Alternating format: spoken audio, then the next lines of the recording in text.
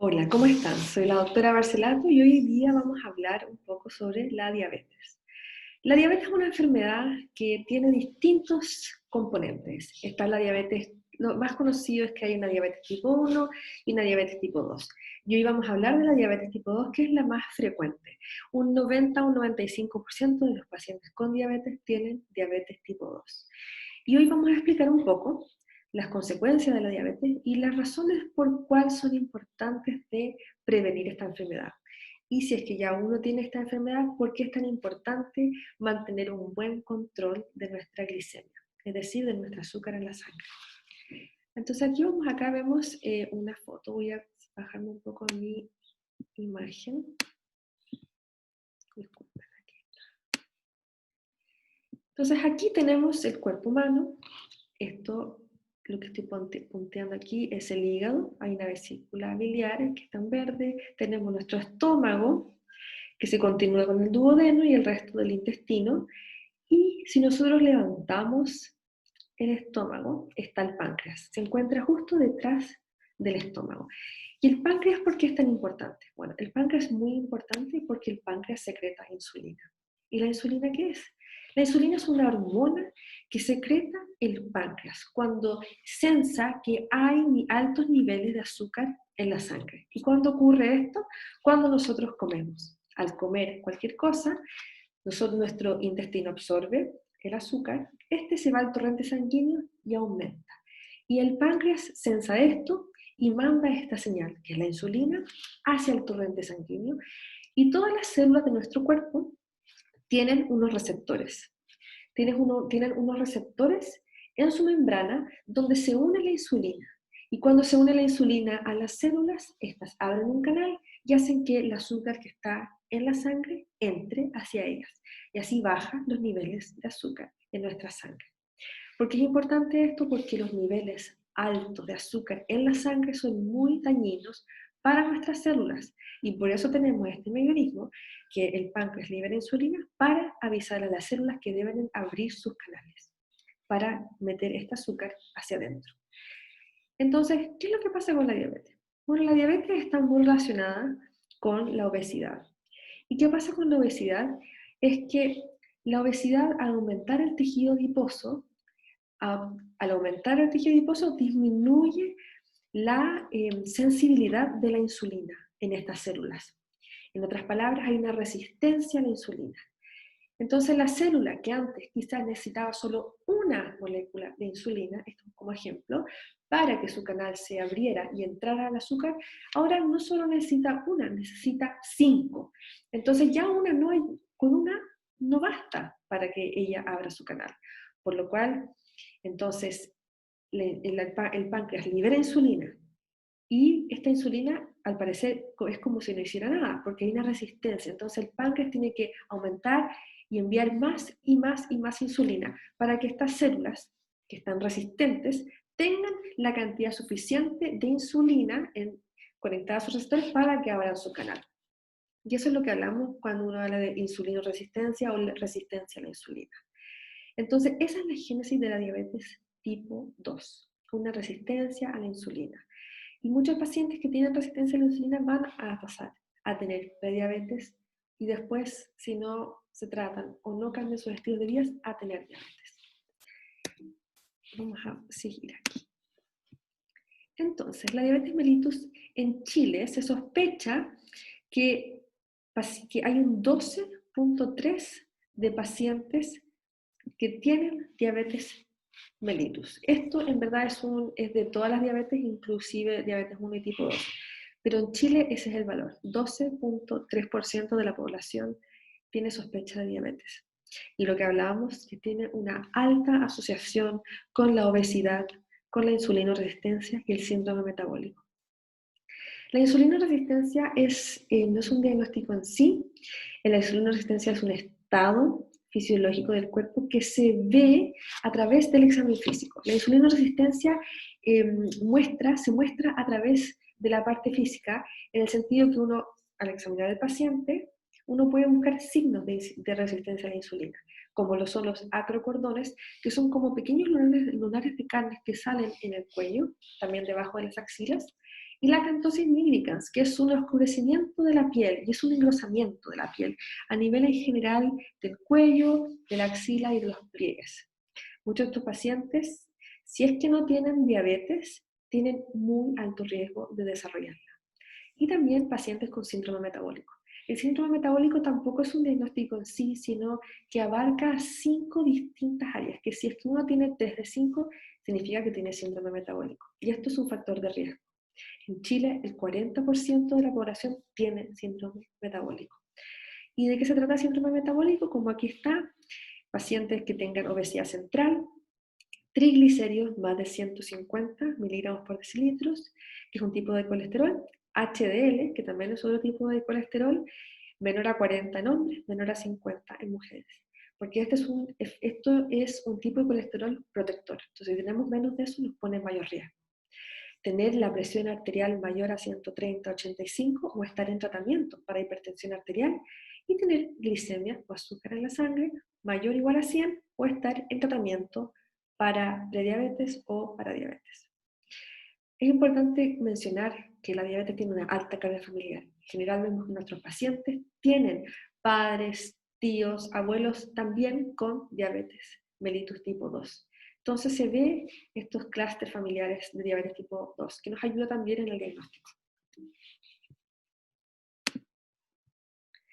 Es muy importante ya que más del 50% de los pacientes con diabetes mellitus tipo 2 es asintomático, lo que significa que no tiene síntomas, por lo cual es muy importante hacer estos chequeos preventivos para poder pesquisar esta enfermedad antes de que den los síntomas. Uno es asintomático porque el páncreas, llega a un punto que el páncreas puede aguantar esta sobredemanda de producir más y más insulina. Y puede hacerlo por mucho tiempo. Por eso cuando los pacientes en general son diagnosticados con diabetes, se les dice que en general han tenido esta enfermedad por los últimos 10 a 15 años. Entonces, cuando uno ya desarrolla síntomas es porque ya el páncreas está agotado, no puede más, la insulina no puede más, no puede liberar más insulina, entonces empieza a funcionar menos. Y así vamos estando más probable al diagnóstico, vamos probable a desarrollar diabetes. Cuando hay síntomas, ¿sí? Significa que los pacientes ya su páncreas se agotó.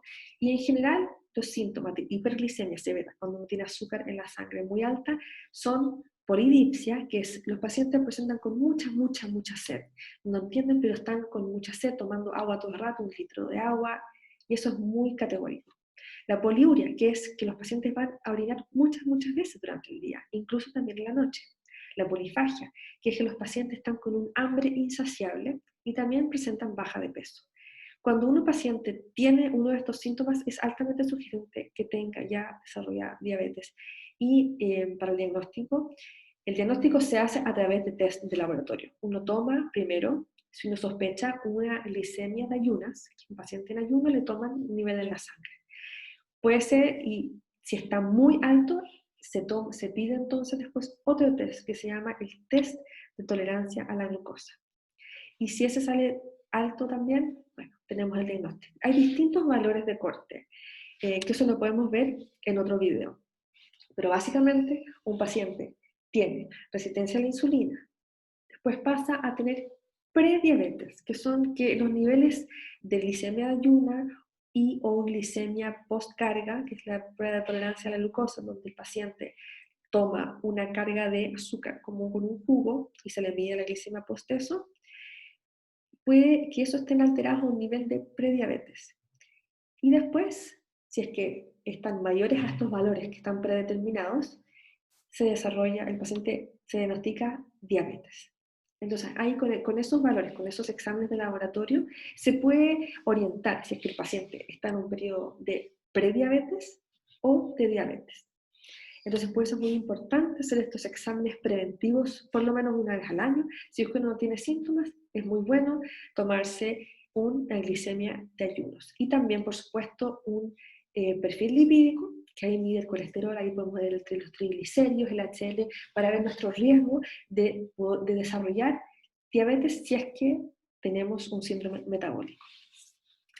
También existen complicaciones crónicas. Las complicaciones crónicas son cuando la diabetes ha estado por mucho tiempo, o mal controlada, o que no se ha diagnosticado y el paciente no se ha hecho ningún chequeo y ya llega con síntomas. Estas complicaciones crónicas en general afectan las áreas del cuerpo que tienen arterias pequeñas, como los ojos, como el cerebro, el corazón, los riñones y los pies. Entonces van desarrollando problemas en estos ámbitos. En los ojos se llama retinopatía diabética, que es una causa de ceguera, es una de las principales causas de ceguera en el mundo. En el cerebro puede causar un accidente cerebrovascular. En el corazón, un infarto cardiovascular, un síndrome coronario agudo. En el riñón también puede afectar.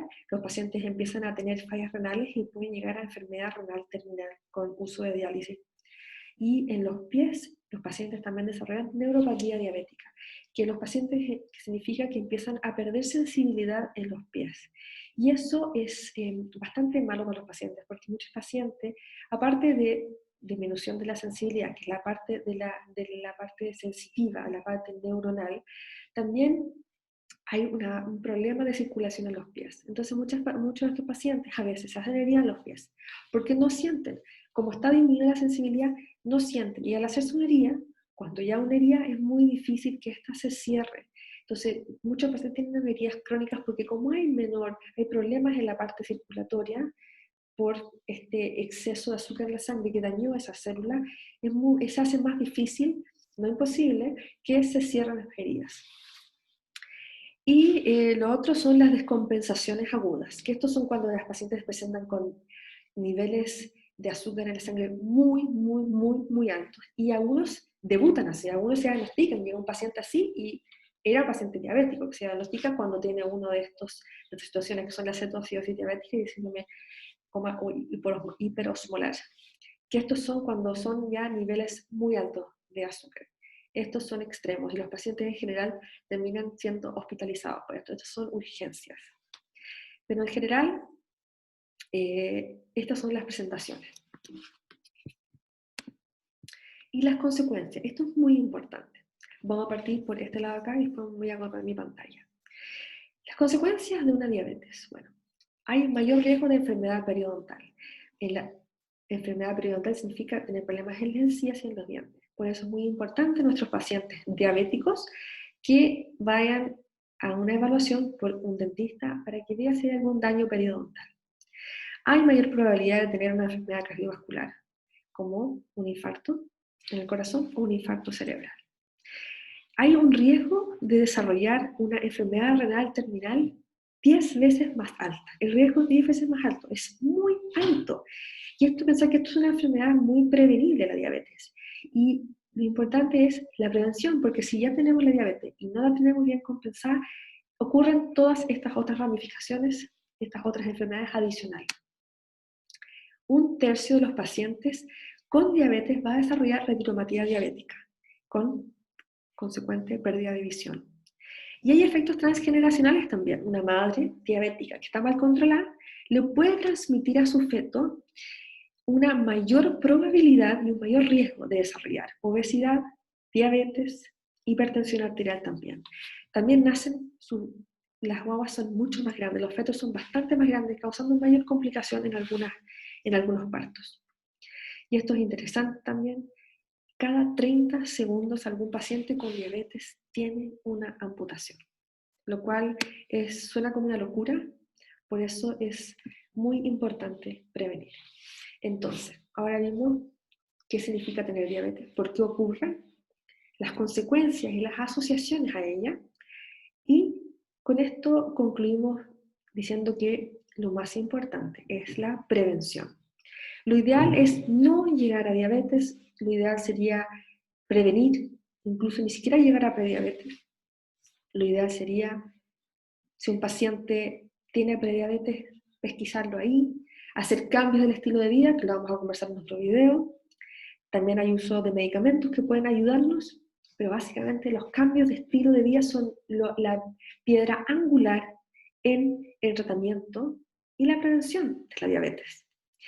Cuando ya tenemos diabetes, podemos hacer hincapié en el tratamiento adecuado para ella. Es importante controlarse, ya que podemos ver si es que se está controlando bien con los medicamentos o si es que hay que agregar alguno o cambiar. Entonces es muy importante el control metabólico, que lo llamamos así, el control de la diabetes. Entonces, con esto concluimos el video.